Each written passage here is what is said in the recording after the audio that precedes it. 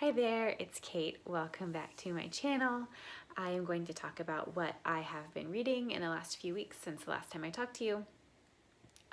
It's been pretty scattered, as seems to be the usual right now.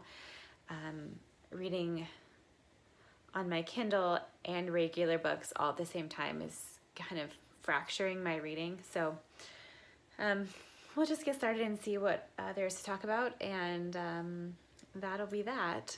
So yeah, we'll talk about the Kindle books first, just because they're right here. So I think one of the first books I finished was The Poppy War by R.F. Kuang. And this is an epic fantasy based in Chinese history and Chinese legend, I believe. I know next to nothing about East Asian history, so I cannot speak to that part of it. But the book itself was awesome. It follows our protagonist, who it's kind of the chosen one trope, where the underprivileged orphan girl gets to go to the big school in the big city and gets to learn all this cool stuff.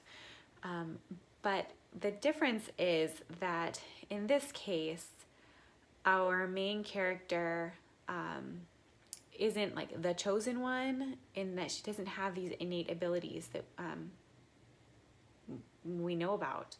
She instead has to work her butt off to get into school, and then once she gets to school, she has to keep working. She doesn't have any gifts, and it's a military school, so it's a very military-driven book. So there's all sorts of content warnings for violence and sexual violence and occasional violence against children. So it's all in there, but it's a really interesting and well done story. And it's the first in a series, so the second book is coming out in a few months, and I'm pretty excited about that. I don't want to tell you too much more because those would be spoilers. So this was great. I recommend it if you're into fantasy and East Asian legend and lore. I think would be great. The other book I finished on my Kindle that I don't even have a cover of it anymore because it was a library book and it's since returned to the library was The Simple Wild by K.A. Tucker. And this is a contemporary fiction, like women's fiction romance, maybe more of a family drama. I'm not sure how it would be categorized. It takes place in Alaska, which is why I was intrigued. I'm really into books about Alaska. So this follows our main character, who was born in Alaska, but when she was very, very young, like a toddler, her parents split up. Her dad stayed in Alaska and her mom moved to Toronto, I think. Moved back to Toronto, where she grew up, and she's never even met her dad. And then all of a sudden, on the same day, one day when she's in her 20s, she loses her job and she gets a phone call from this strange woman saying that her dad has cancer and she needs to come see her dad and meet her dad for the first time and say goodbye, basically. And it goes from there. She obviously meets a guy. It's pretty predictable, honestly. So I wouldn't say that it's like the best literary fiction, but it was a really good family drama. I felt like the family situations were really really well done. And maybe that's just because I see myself and my father, especially in this relationship between the father and daughter. I could see kind of the type of people that we are represented. Just, like very much not trying to get in each other's way, very much not trying to talk about the hard things to the detriment of the relationship.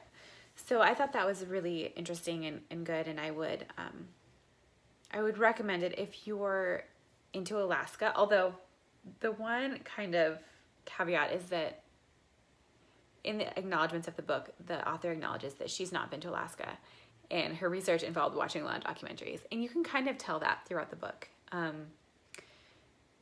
There's a big difference between books like The Great Alone and Snow Child, which like really immerse you into Alaska and like Alaskan winter, And the other books about Alaska that I've read, like this one and Debbie Maycomer's Alaskan Holiday, which are clear, like they're not really, Alaska's a good setting and they do this setting well, but it's not like fully immersive in the subject, if that makes sense.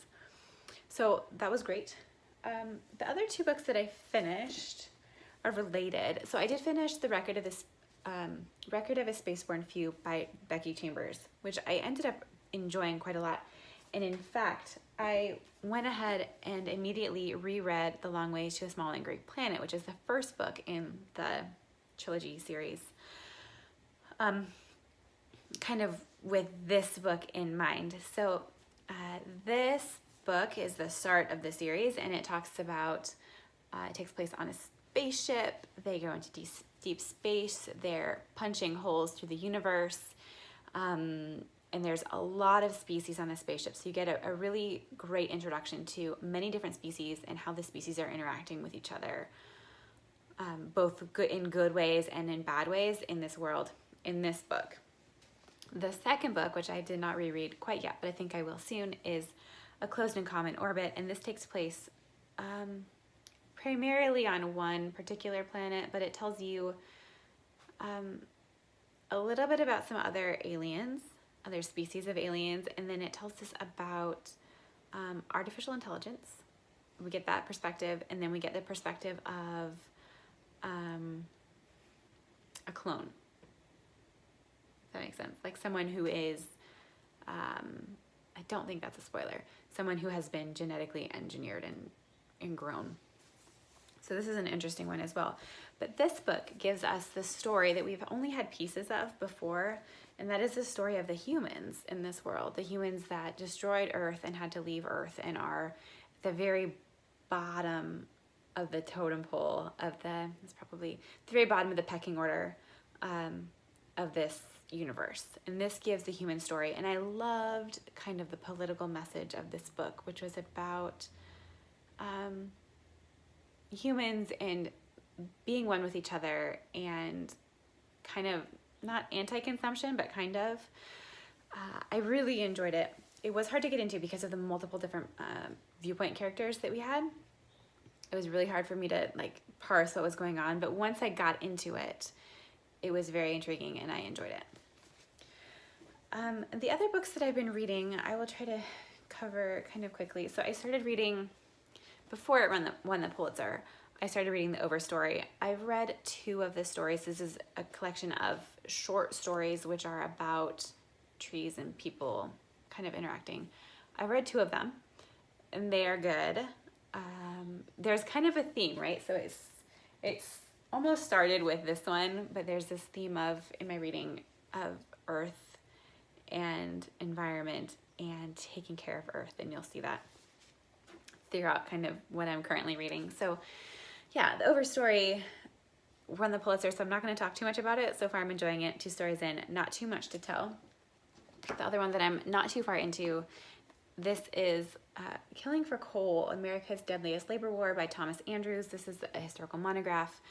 My family and I went to a museum over the weekend and there was an exhibit on mining in Georgia where we live. It's primarily mineral and in particular marble mining. And I know absolutely nothing about the history of mining, especially in Georgia, and especially marble mining. So I was really interested in, I come from an environmental history academic background, so I was very interested in kind of where this fits into my canon of knowledge. This is a book that I have. This is about coal mining and labor strikes that was unread on my shelf. So I'm starting here in my quest for mining knowledge. Not very far into it. This contextualizes the 1914 labor war in Colorado in a broader social, environmental labor context. So there you go. And then I think the book that I've spent the most time on but have not yet finished is this book. Can you see it? Braiding Sweetgrass by Robin Wall Kimmerer.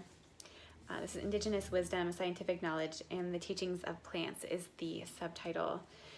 So this is by an Indigenous woman who is also a biologist, and she combines her scientific knowledge with her knowledge, her indigenous knowledge, if that makes sense, kind of the knowledge of indigenous peoples in the United States or in North America, along with kind of almost a memoir or reflections on her own life. And it's beautiful, and I'm taking it very slowly because that's as much as I can handle. Just trying to digest and reflect as I go along. So if this sounds interesting to you, it will be. And I really recommend that you pick it up. It's really quite good. And then finally, I haven't started this reread, but I am doing it tonight. Rereading the potty training book because we are starting potty training tomorrow with my youngest. So that's going to be exciting. Also, I'm related, not going to be reading much this weekend. Oh my goodness. And that is her awake after being asleep for 10 minutes. So, all right. That's what I've been reading the last few weeks. Let me know if you are into any of these or if you want to chat about them. I would love to. Also, let me know what you've been reading. I'm super interested. And I will talk to you again hopefully soon. Bye, guys.